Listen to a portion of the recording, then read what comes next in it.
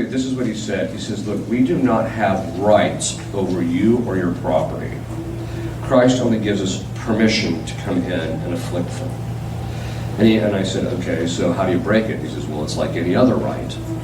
And I said, well, I'm not quite getting it here. What do you mean? He said, you have to assert your rights over the thing they are afflicting and command us to leave, and we'll leave. You just have to be firm about it. So I thought to myself, actually, that makes a bit of sense. Because we do the same thing naturally as human beings. We have a natural inclination to do that, right? So if we're sitting on our porch and some guy comes up and starts stealing the gnomes that are in our lawn, right? What do? Our first thing is we establish our rights. Everything. Hey, that's my gnome. Get off my property, right? So that's what we do.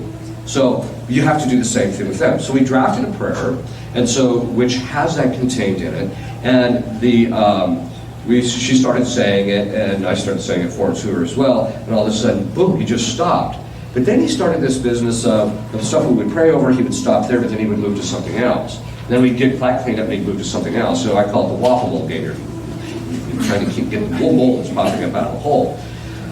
So at a certain point, I had enough of that. So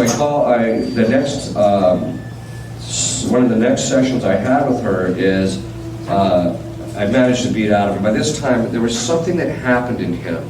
When we got that information about how to break oppression, you can tell he was broken in the possession. Something had drastically changed. He just didn't have the power to resist anymore. So that was a huge battle. It must have been one of the reasons why he was holding on to it so much. But anyway, once we got, this time, this case, this session, he was actually willing to say it. So I asked the commander to tell me, and he said, okay, here's the story. If you retain the rights over your property, Christ will always give us a certain amount of access to them. But if you consecrate them to Our Lady and give them entirely to her, doesn't mean you don't use them for the normal things, but you give them entirely over her and detach yourself entirely from them and give them to her. He says, once she takes ownership of it, we cannot touch it.